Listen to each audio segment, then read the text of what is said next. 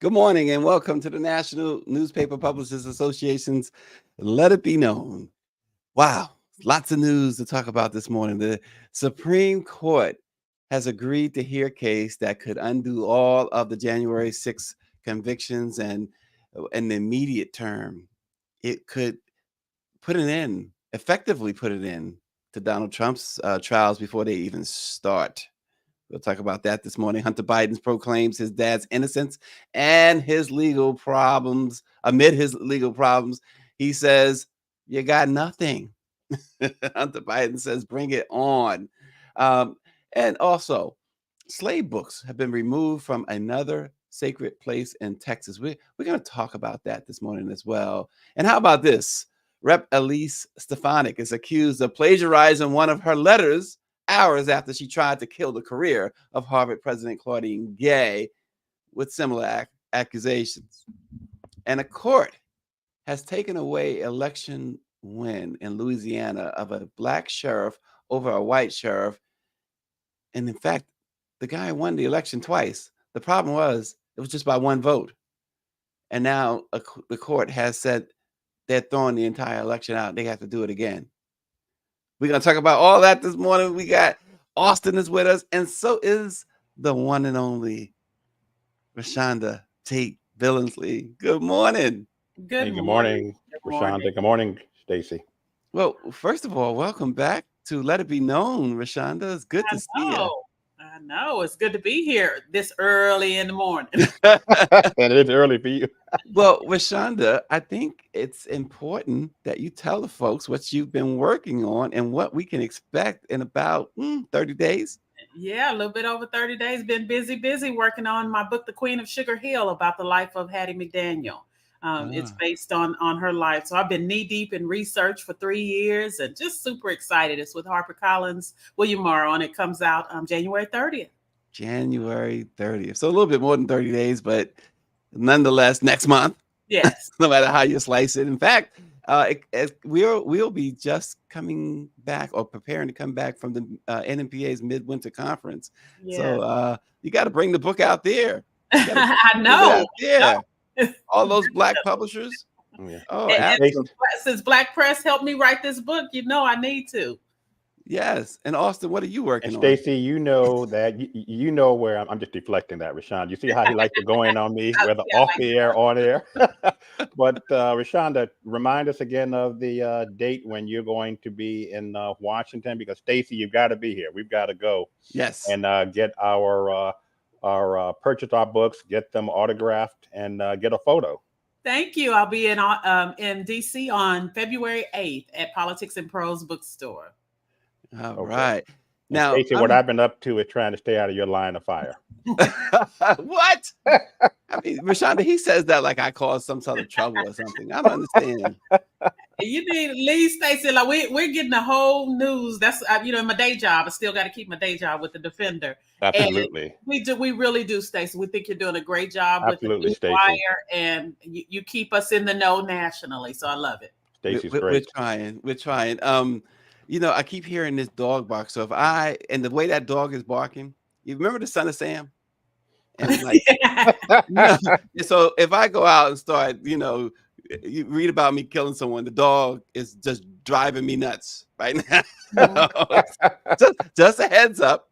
Just a heads up. That's all. So listen, I want to start first of all, before we get into the meat of today. Some total shenanigans here. I mean, just absolute nuts in Boston.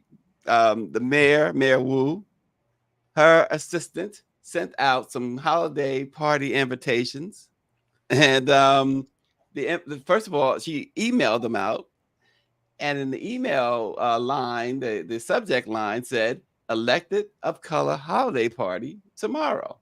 And then the invitation, making it worse, it says, "On behalf of Mayor Michelle Wu, I cordially invite you and a guest to the Electeds of Color Holiday Party, Wednesday, December 13th, 5:30 p.m. at the Parkman House." Somebody's getting fired. You know, I hate for people to lose their jobs, especially around the holiday. But we know if they had sent out that letter saying white folks only, we'd be in an uproar. And so Absolutely. whoever typed that, whoever printed it, whoever put it in the email, some judgment should have kicked in somewhere. It was Denise Dos Santos, the City Council's Director of City Council Relations of the Office of Intergovernmental Relations for Mayor Wu, who sent it out. So, and the mayor defended her, said it was a mistake. Yeah, I mean, I think the mayor is defending the undefensible. You know, this woman, you know, when you're the head of intergovernmental relations for any mayor, but particularly in the city of Boston, that we know has had a history of racism, you know, throughout the years, you know, that requires a certain level of not only, you know, political savvy, political sensitivity, but also, you know, the common and the sense have to go together. And I don't know what this lady was thinking about, you know. So it's one thing to think about it, as Rashonda just said. Then it's another thing to sit in front of your computer or, you know, and to direct, you know, to start typing what you want the invitation to look like, and then to push send to the designer. So you know, now I'm not blaming the designer. You know, whoever printed it was like, hey, I'm just collecting a check. This sounds a little weird to me, more than likely, but okay. But this was a dumb move politically by her aide. And I don't know how you make, you know, we all make mistakes, but mistakes like this, I just think that as Rashonda said, she needs to be relieved of her duties. Or the mayor too, for that matter. I mean, my goodness, that's horrible. But I just want to quickly revert back for a minute to Rashonda's book, because Power 96 says, wow, Hattie McDaniel, hopefully Ice Cold Caddy is in the book. It is a song from a musical that she did in 1843. And so 1943. 1843? I was about to say, oh. You just was doing something there, huh? Okay. Tell me about it. But also this morning, again, before we get into the meat of everything, got to talk about Draymond Green. Unbelievable. So he's been suspended indefinitely for his repeated history of unsportsmanlike conduct. So what was his latest offense? I mean, he absolutely decked another player and pretended like it was an accident. It was no accident. Definitely. And look at, here it goes. I mean, this is absolutely ridiculous. And hit him in the head. And according to reports, Draymond is expected to receive counseling and work with the Warriors. He is a violent person. But he's also a troubled man. This is a troubled man. You remember Dennis Rodman? And it was only a month ago. And Dennis would always get into, you know, bait other players. The difference with Dennis is that he would bait other players to do what Draymond did to this player. Dennis wouldn't throw the first punch. He would bait other players and they'd get technical fouls and things like that. He would get in their heads. Draymond is just simply a violent individual. You can't do that. Rashonda, I know you know a little about sports. A little, and I know they need to sit him down. Exactly. You know, even if it's just to send a message that this won't be tolerated. He knew what he was doing. You don't accidentally hit somebody that hard. Right. No. I mean, again, you just look at that in slow motion, regular motion, however, whatever motion you look at that was an intended, you know, act of violence. It was an assault, and he needs to be, you know, removed, you know, permanently and get help. I mean, think about it. If he's displaying this kind of anger and unsportsmanlike conduct on the court, can you imagine what he's doing off the court that we're not even aware of? Yeah, it's a great point. It's a great point. Well, so he's gone for probably the season, but he really hopefully he'll get some sort of counseling, some sort of therapy. And here's the deal, you know, if I can just jump in, Stacey, you know, with these, you know, celebrities and, you know, sports figures, you know, when you have, you know, and I've gone to counseling, not for violence, but just gone to counseling. But, you know, counseling takes time. Counseling takes years. And what I always find amazing with the sports figures, whether they have drug problems or problems of violence, is that, they go for a week, they Right. go for a month, and then they're supposed to be cured. No, Right. I mean, counseling, if you do it the right way, is long term. So he does not need to, if they decide to bring him back after the next season, they should not do so with him having gone to 3 or 4 sessions. Yeah. Well, guys, and girls, ladies and gentlemen, the Supreme Court said yesterday that it's going to hear an appeal that really it's going to, well, it has the potential to upend hundreds of charges stemming from the Capitol riot, including against former President Trump. The justices are going to review an appellate ruling that revived the charge against 3 defendants accused of obstruction of an official proceeding. So the charge refers to the disruption of Congress's certification of Joe Biden's 2020 election victory over Trump. And that's just among 4 counts brought against Trump in special counsel Jack Smith's case. So just to break it down, the court has agreed to hear after lower courts. First of all, one judge said that obstruction charge was overcharging, and so threw it out on a couple of defendants, and then it was reinstated by appellate courts, and now it's at the Supreme Court. So we talked the other day, by the way, about Jack Smith wanted the court to expedite the matter as far as Trump's presidential immunity is concerned, or double jeopardy. And so they agreed to do that. Now they agreed to do this. And so here's the problem here. So if they take away the obstruction charge against Trump, if they take away the obstruction charge against these guys, they're going to take it away against Trump, which is really the meat of their case. All 4 cases really against Trump. But the other thing, Rashonda and Austin, the other thing it does, since the court is taking it up, and this is a pro-Trump Supreme Court, let's not make any mistakes about it.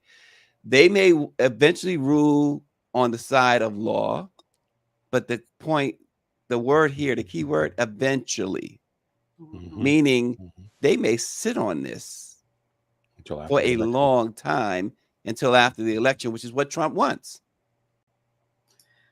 You're going to hear me say this a lot. It goes back to elections have consequences. Yes. And I don't think that people realize that. They're just looking at, this is who I'm voting for, this position. But Trump stacked the court for this day. He stacked the court. There you go.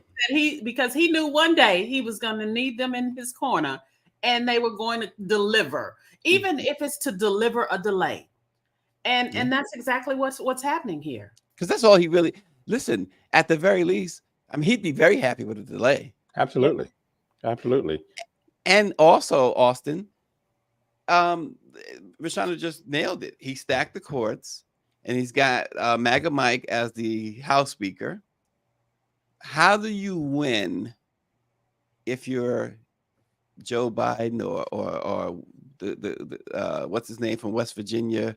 Manchin, who says he's going to be over the next 2 months exploring whether he should run or not. How do you win against Trump? You can win, by vote count.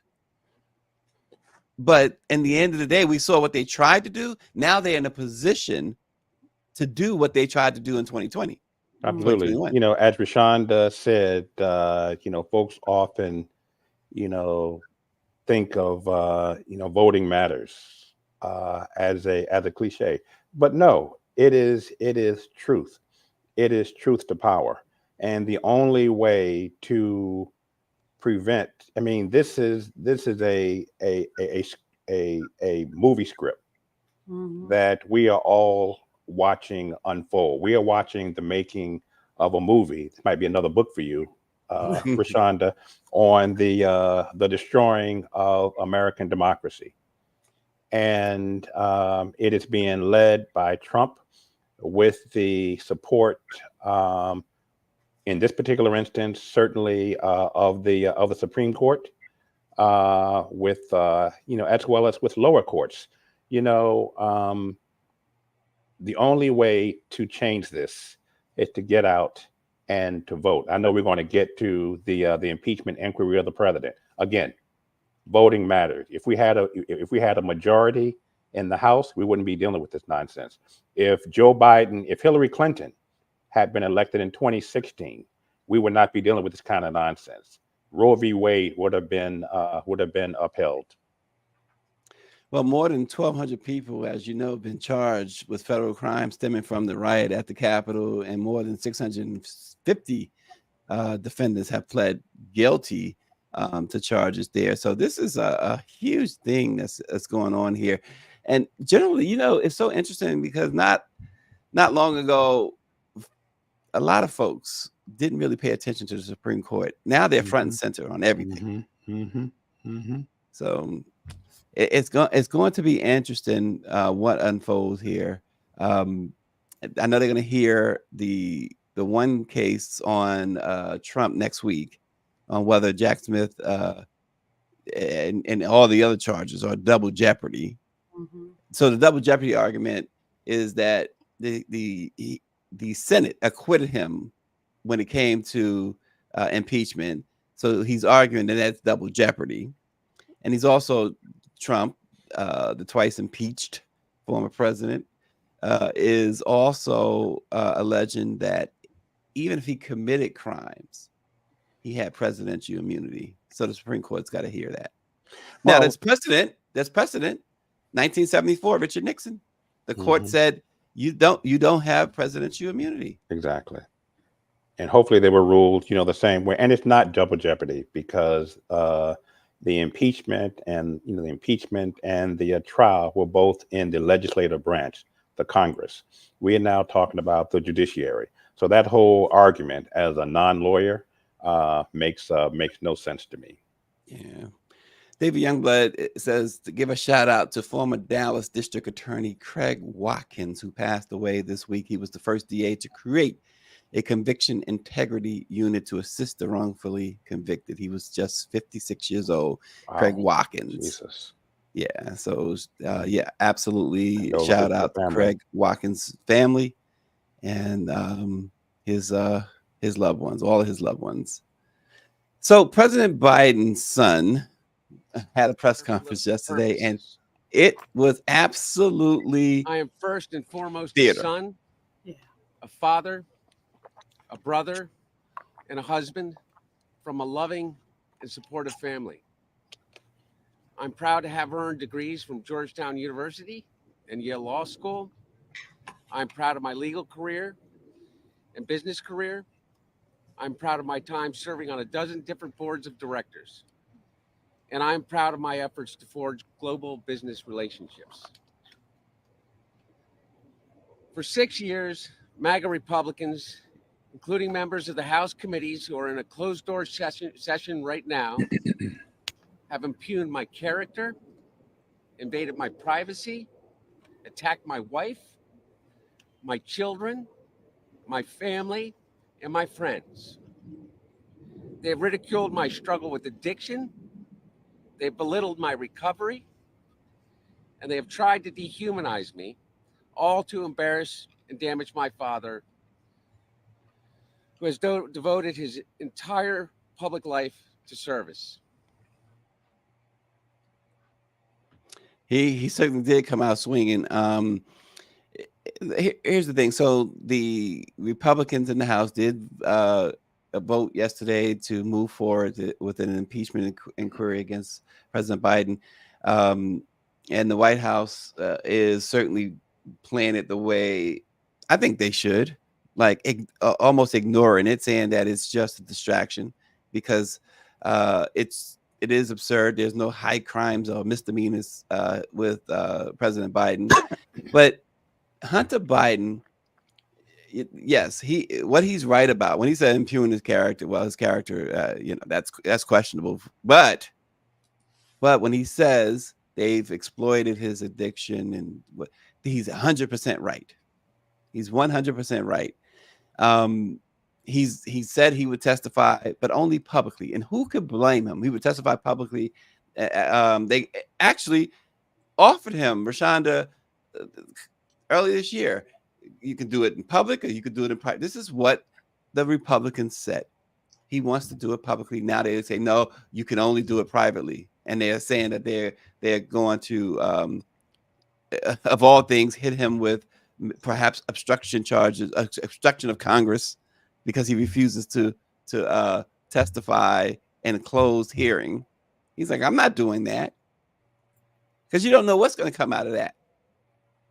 Right. And you have Jim Jordan standing talking about him defying a congressional subpoena after he defied a congressional subpoena. Yeah. Absolutely. Yep. Just make it make sense. Well, but that's been their thing, Austin, all along.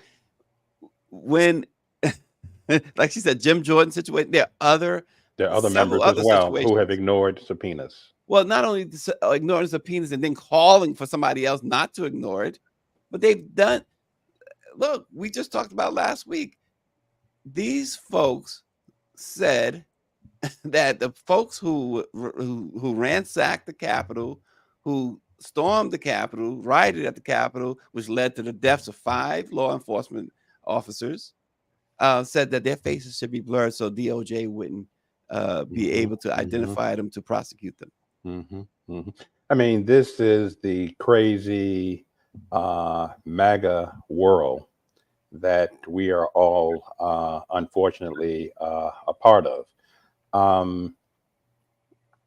These and it's just, the hypocrisy is just absolutely it's overwhelming.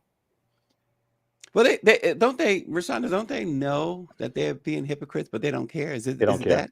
Yeah, they absolutely do not care. Their people don't care. Even down to, we're going to launch this inquiry for the president over something his son did, and we're going to just let Donald Trump, we're going to vote no on an inquiry on Donald Trump with a laundry list of things he did. Yeah. So you have sane members of the GOP losing their minds to stay in line so they don't lose their base. Exactly. And so that, that's really what's sad in all of this.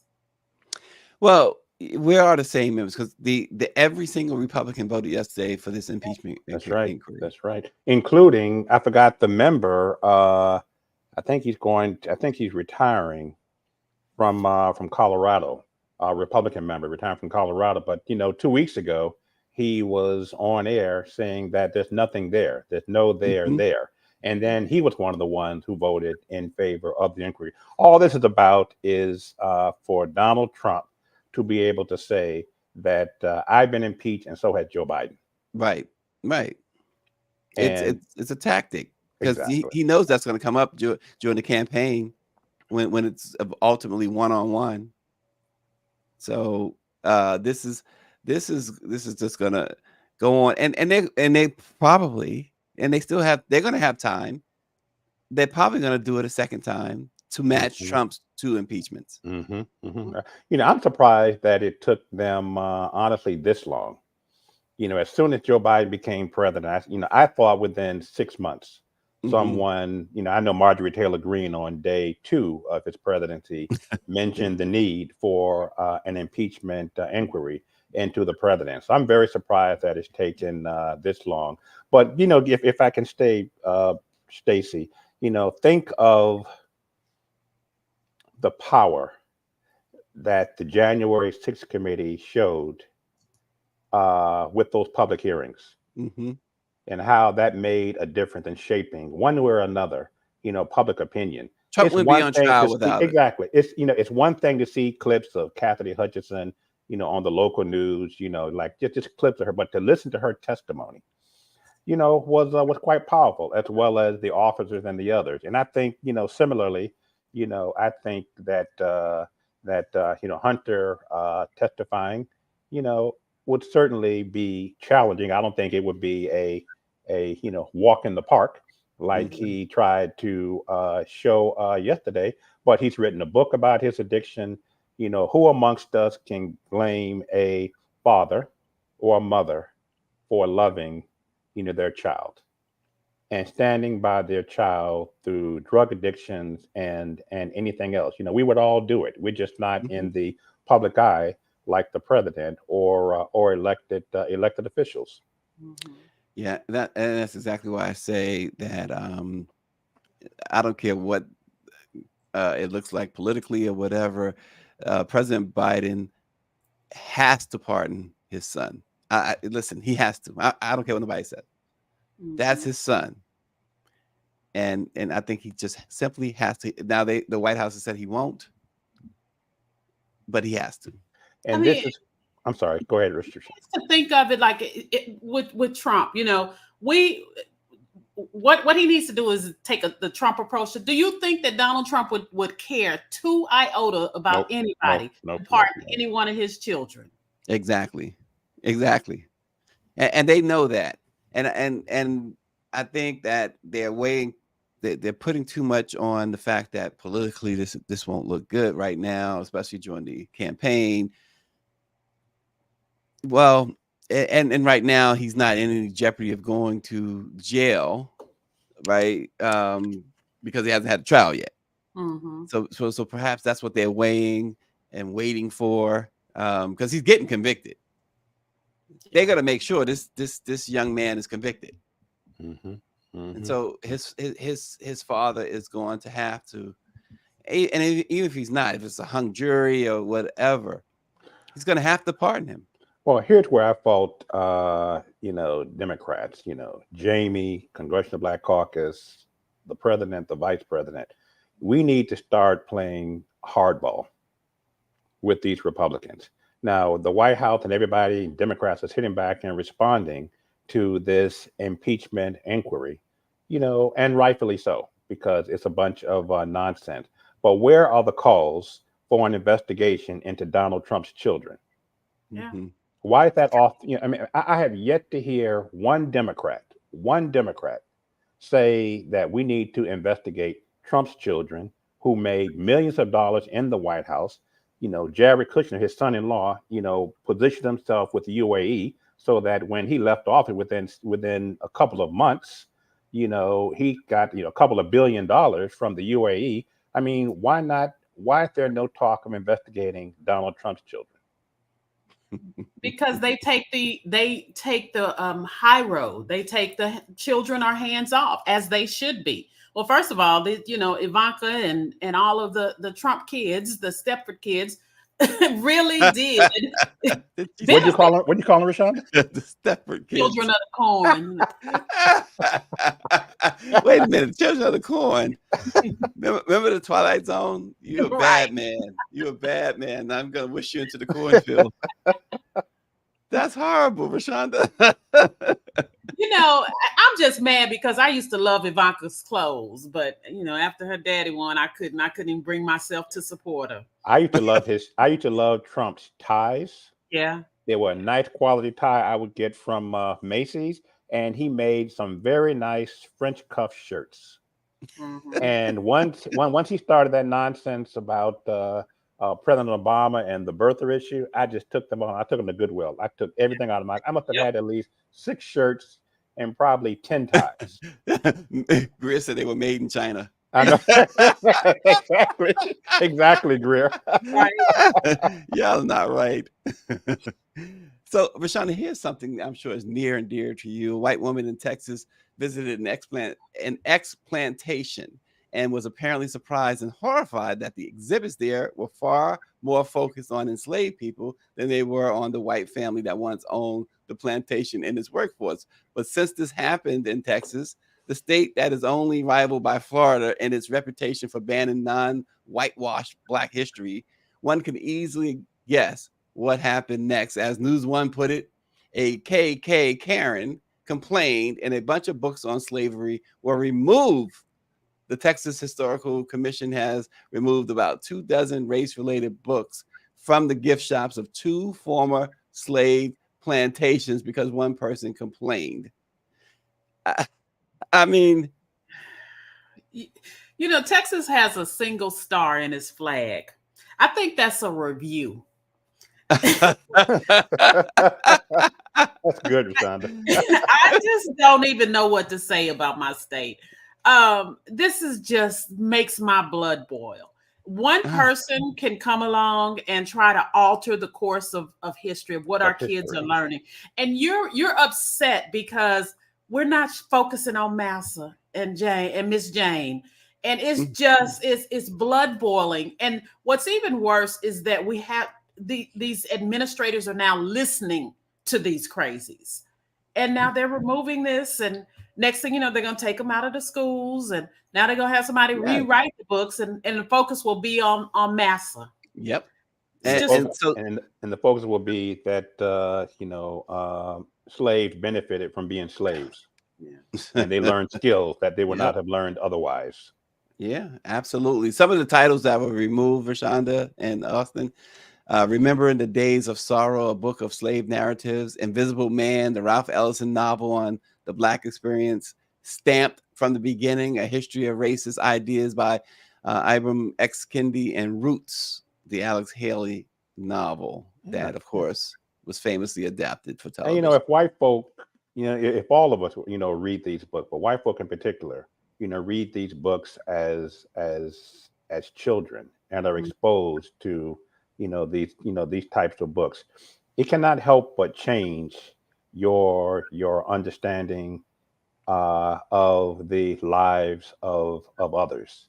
I've read the book years ago when I was a kid on what's the Holocaust child, Anne Franken. And I'm not Jewish, but I read the book, and I couldn't help but feel her pain and feel her humanity.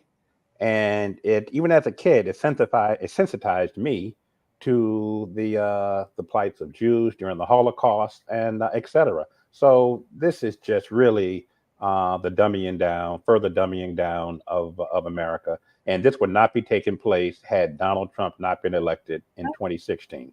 It all goes back to that. Well, this woman, Michelle Haas, thought that this plantation presented too much information about the enslaved Black people who worked the sugarcane fields and not enough about the white people who lived in the main house. I mean, this woman, it's as hateful as you can get. Right. And she is the author of a book of her own, which is titled 200 Years, a Fraud, which takes the text of 12 Years a Slave. Wow. This is where, right. And she wants her book in there, by the way. Yeah. And again, she's not at Barnes and Noble or Busboy and Poets or anywhere. She's at a she's on a plantation. Right. It's unbelievable. Unbelievable. And yes, I know, Rashonda, it makes your blood boil, as you said. And she's allowed her dumb thoughts. My problem is that Texas is listening and reacting. Yes, absolutely. Yeah. Absolutely. So, but Rashonda, this could happen in any number of states, and therein lies the danger. This kind of thinking is not confined to Texas. It's Florida, it's Georgia, it's Alabama, and it's spreading. Ignorance is spreading. Well, and what else is spreading is the fact that they want to erase history, our history, American history. And that's the bottom line. And they don't want anyone to think about it, to know about it.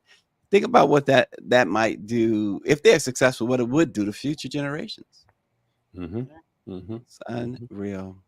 Well, we talked earlier a little bit already about for instance, Rashonda gave the great example of Jim Jordan evading a congressional subpoena, and he's getting on Hunter Biden for allegedly doing the same thing. Well, how about this? Pot calling the kettle something? Representative Kathy Manning, the Democrat from North Carolina, has accused Representative, that one, Elise Stefanik of New York, of plagiarizing one of her letters on Tuesday, only hours after Stefanik denounced Harvard University President Claudine Gay as a plagiarist after the embattled Harvard University professor was hit with accusations of plagiarism, right? So the thing comes down to these letters. that the representatives wrote. First, Manning wrote a letter, and so Stefanik she's the one who followed up by writing a letter of her own, well, at least a letter that Manning had already wrote, and she blasted it on Twitter. She says one is my letter, and one she put both letters side by side, and she says one is at Rep. Stefanik's letter, plagiarizing my letter to try and get her 15 minutes of fame. Don't take my word for it, she writes in the post. See it for yourself. She shared photos of the two letters, which were identical in the first 3 paragraphs. And it was about writing about the Harvard, MIT, and Penn professors, presidents. And so she says her excuse, Stefanik's excuse, was that Manning's letter was there was some misspellings or whatever, which it was not, and so she needed to clean it up because Manning is not capable of writing a good letter. But yet she copied it. Yep. She corrected and plagiarized if there were indeed typos, which I'm sure there were not. I mean, and then tries to deflect by saying Kathy Manning got much less support for her weaker letter. She is now trying to do, this is Stefanik, she is now trying to do a hit piece to help panicked Democrats who are clearly on the wrong side of history, protecting these university presidents. Meanwhile, the mainstream media is refusing to cover the actual plagiarism of Claudine Gay. There was no, they have not in any way proven that. In fact, it's almost been disproven that Claudine Gay plagiarized. Absolutely. There was an independent board of scholars that reviewed and determined that there were minor errors, one or two quotes not here, and the adjustments were made, but there was no plagiarism. The Congresswoman Stefanik used to be a moderate Republican. I think she's from Long Island. I could be. I know it's somewhere upstate New York or just outside of Manhattan. And former Speaker Ryan, who was, in my opinion, a moderate, Republican, once referred to her as one of the shining stars of the Republican Party, up and shining stars of the Republican Party. I don't know what he calls her now, but I'm sure that's no longer the case. She is a 2006 graduate of Harvard. I believe it's the Kennedy School of Government. And up until January 6th, she was on an advisory board. Well, once the Kennedy School and Harvard saw, her completely shifting gears and supporting and justifying what happened and denying that that was indeed an insurrection, they removed her within a month or two after January 6th from the advisory board. So she's had a bone to pick with Harvard in particular since then. Yeah, this is just people are awful. People are just awful nowadays. These politicians are awful people. It's just the bottom line. There is no excuse for them, and in some cases, there's no hope for them. So, in most instances, no hope. No hope. Well, how about in Louisiana? I'm going to Power 96's state now. A judge has voided the result of a Louisiana sheriff's election that was decided by a single vote and ordered a new runoff to be held. He said that there is evidence a handful of ballots were cast illegally. He ruled this week. This was Judge E. Joseph Bleich. He ordered a new election for sheriff in Cato Parish, one of Louisiana's most populous parishes. Henry Whitehorn, the black man, had been declared the winner last month after beating Republican John Nicholson, a white man, by the slimmest of margins from the more than 43,000 votes that were cast. The recount produced the same result, a single vote win for the Democrat. And so Blythe and his said in his ruling that it was proven, quote, proven beyond any doubt that there were at least 11 illegal votes cast, making it legally impossible to know what the true vote should have been. He said at least 5 absentee mail-in ballots were missing a required witness signature and should not have been counted. In addition, he said 2 people voted twice and 4 votes were cast by unqualified people, such as those incarcerated for a felony conviction.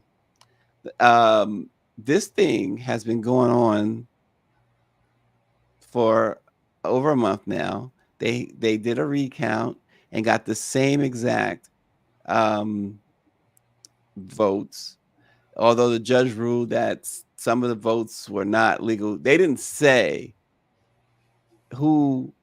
So in other words, the so-called illegal votes, they didn't say who they were for. In each case. And so nonetheless, they're going to do it all over again for a third time. And 43,000, will those same 43,000 people vote? I just need to find one vote. And I mean, that's the way these people are operating, that Trump mentality. I just need to find, and they're going to keep doing it until they find the votes that make it in their favor. Elections have consequences. Well, see, this is what happened here, though, Rashonda, right? So now, instead of a recount, which they did twice, they threw everything out and saying we got to have a whole new election. Mm-hmm. And so that is what the precedent that's been set that will make you say, come November, no matter what happens in November, there will not be an L next to Trump's name, meaning loss, officially. Yep. Because he's the guy. We talked earlier about the Supreme Court. We talked about MAGA Mike and being the House Speaker. He's got everything lined up.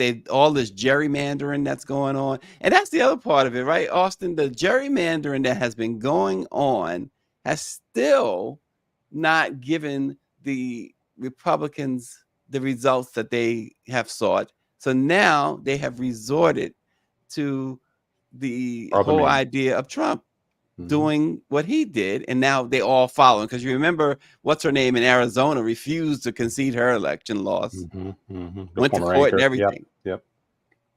And now I'm drawing a blank on her name, but isn't she thinking of running for governor or Senate? Yeah, and she's running Senate. for Senate. Yeah, it is the the Trump playbook being used. Before, the Trump playbook was only being used at the federal level and the judicial levels. Now it's being used at the federal, state, and local levels of government. Who determine congressional maps? State legislatures determine congressional maps. And what does that mean? That means, again, going back to my sister's point of the importance of the ballot. The importance of voting, not just when, being excited when Barack Obama is on the ballot, but also being excited when Joe Biden is on the ballot, when you consider the alternative. Yeah. Well, it's going to be interesting to see how that down in Cato Parish, which Power 96 says is close to Texas. He says that Texas stuff is rubbing off on those judges. It's going to be interesting to see. For sure, how it all shakes out. But what else is going to be interesting? Rashonda's book. Rashonda, give us a preview. So I have spent the last 3 years researching Hattie McDaniel, and I'm just dumbfounded by the things I didn't know. So I've been really exploring her life. And so this is a fictional book. It's called Historical Fiction. And so I was able to take a look at her life. And I am just really excited about this. There is so much on the internet that is incorrect about her. So that's what I'm trying to figure out. Is take a look at some of the things that are happened in her life. So it comes out January 30th. It's called The Queen of Sugar Hill. The Black press played a great role in it. So I'll be actually going out and taking a look at a tour. I have a 15-city tour planned, so I'm excited about it. Rashonda, what made? Go ahead, Austin. No, go ahead. I apologize, Stacey. Rashonda, what made you choose her?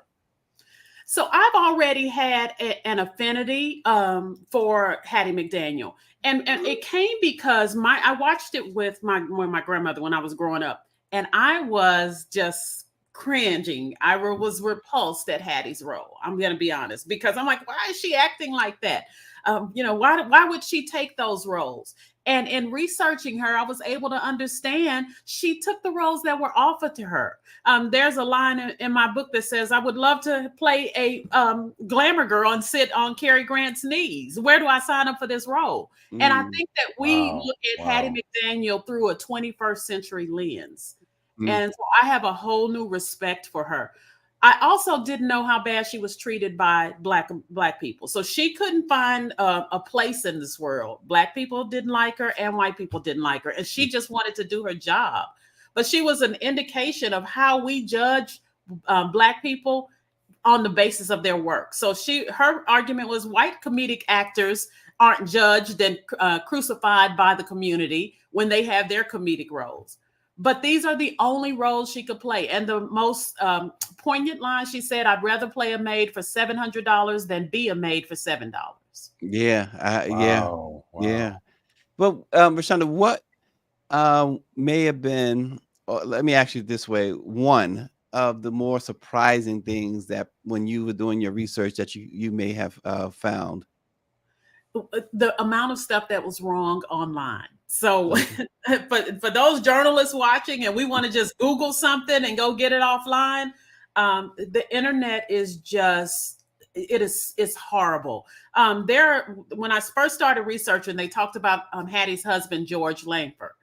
And in my research, I could never find information about this husband other than online. And it turns out, I went back to census records, she didn't have a husband named George Langford. It's something somebody wrote online, and it has been just recreated, republished. It's on Wikipedia. It's on bio stuff about her, and it's simply not true. It's not true. Wow. There's other things with the, what I didn't know is that people in Los Angeles can live in areas wherever they want to, Black people, because of her. So there was a restrictive covenant. She was sued. Her neighbors in Sugar Hill sued her to get her out. And they took it all the way. It was a rare case. And then it went to the Supreme Court, a similar case. And because of Hattie McDaniel's fight, it was ruled that Black people could live wherever they wanted. And I didn't know that about her. What a fascinating story. It is fascinating. You're going to ask a question, Austin? No. No. I just can't wait to read the book. Yeah, it is extremely fast because she is one of the on the surface anyway. She's one of the more fascinating characters or individuals, I should say, in Black history, right? When back pop culture, I should say, and did not know about all of that. Even the little snippets you just gave us now. What about her family? Tell us a little bit about her family. So she she did not have any children. That was a source of contention for her. She really wanted children. And there is a time she had a false pregnancy. Oh. And I'd heard of it, but I didn't really realize the extent of it. And a false pregnancy is when you want something so bad, your body convinces you that it's happening. And so when she found out, she went her whole pregnancy. When she found out she wasn't really pregnant, it really devastated her. It had a big toll on her marriage. And so she really buried herself in other friends. Her friendships, the friendship she had was a big part of the story. She was great friends with Clark Gable, Dorothy Dandridge, just so many people. and I explore all of those friendships. I also, on the night of the awards, and a lot of people know this, the Academy Award, she wasn't allowed in the to sit with her cohorts in the Gone with the Wind. She was at the very back of the room, and then later that night they all went out to celebrate to a club, and they wouldn't let her in the club. And so I put all of that in. And what I loved about writing this book is I take the facts as we know them, and then the fiction is the part that we don't know. So we know she went to the club, and we know they denied her entry. And so I fill in everything around there on what happened that night. Okay, so and you did say it's not necessarily it's like Hollywood. When you do a movie, it's based on because we don't know what happened that night. We know that they denied her entry. But the minute you put any dialogue or any narrative, that narration that did not happen for sure, it becomes fiction.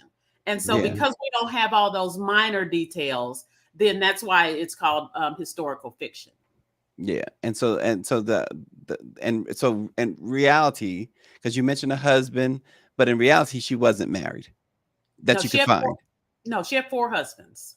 Oh, she had 4 husbands. Really? 4 husbands. She just wasn't married to the guy that they said that she was married to on the internet.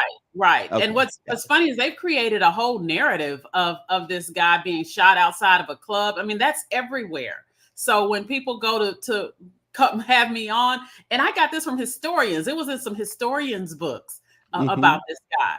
And so, they just took it off the internet and ran with it. But she had 4 husbands. One of them was a bigamist. So she found out that she wasn't his only wife. Another one embarrassed her at NAACP events. But perhaps the biggest thing for me in this was the NAACP convention of 1942, where they invited Hattie McDaniel, and she thought she was going to be honored. And they basically had her sit in the audience as they brought Lena Horne on stage and said, "This is the Negro we want America to see, not man." Wow. With her sitting there. Really? Yeah. Wow. Man, I'm not going to ask you her reaction. I want people to read the book and find out. Yeah, I'm not going to ask you that. But my gosh. Yeah. That is as cruel as you can get. Right. And they thought, to them, they were fighting to make better. I'm sorry to cut you off, but I agree with the statement, that famous statement. You already recounted it, but we all know that she said she'd rather play a maid for $700 than work as a maid for $7.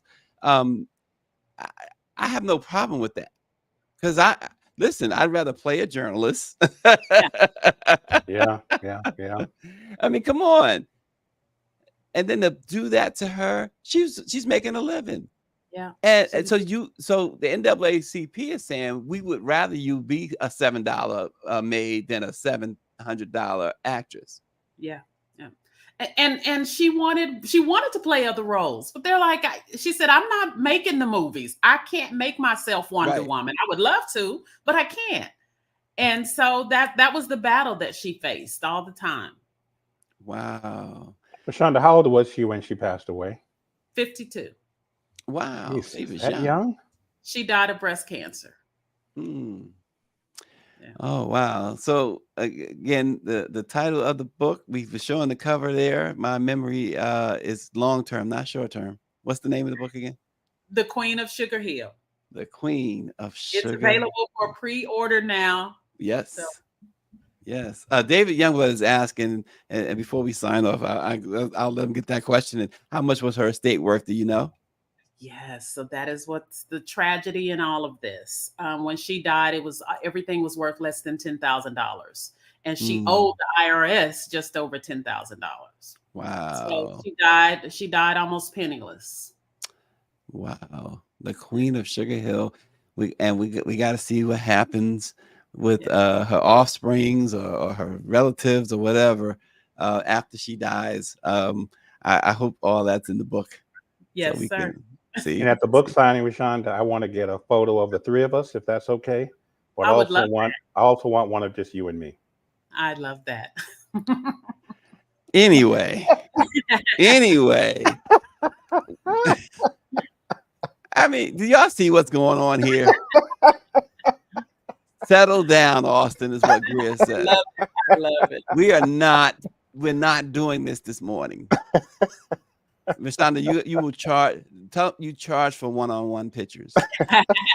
That's what's gonna happen. I'll make an exception for Austin. We're not going to make any exceptions for all. I know he's up there clout chasing. You can't be messing with the Queen of Sugar Hill, the author of the Queen of Sugar Hill. Oh my gosh! Seriously, I can't wait to read the book. Seriously, we got to read the book. Yeah. I'm not a big reader, although I write books too. I don't even read my own book. Really, Stacey? So I'll get Rashonda's book and put it on my shelf. People, because people do that, right? They have all these books, everything, just to make people think they come to their house. Oh, you must be a reader. You must well read. Shoot. But Rashonda Tate Billingsley, or Rashonda, let's call her Rashonda Tate because that's what the book says. Yeah, the book cover says Rashonda Tate, so that's what I'm going with. We Rashonda Tate, the Queen of Sugar Hill. We're gonna have her on again, and when the book comes out, even before the book drops, and after it drops, because we are going to invade that book signing, and we're gonna make sure that we give Rashonda the due respect, the due exposure from the Black press that she has earned, has rightfully earned. So we're gonna check you out. We're gonna check out the book. Y'all gotta buy the book. You can pre-order it now. Amazon, Barnes and Nobles, go to HarperCollins' website. Bookstores also. And she wants us that. There you go. See, that's all. See, why can't you be more like Rashonda Austin? I'm trying. I mean, I'll try harder. Independent bookstores. Yes, support. So check her out. Go ahead and pre-order it, and be the first to have it. So when she comes to your 15-city tour, so when Rashonda comes to your city, you already have the book ready for her to sign it. Yes. So there you go. Thanks for joining us, Rashonda. We appreciate you. And of course, Austin Cooper. We appreciate Austin for all he does, even though he attacks me every chance he gets. Thanks for joining. Let it be known. We'll see you tomorrow. Thanks, guys. Thanks.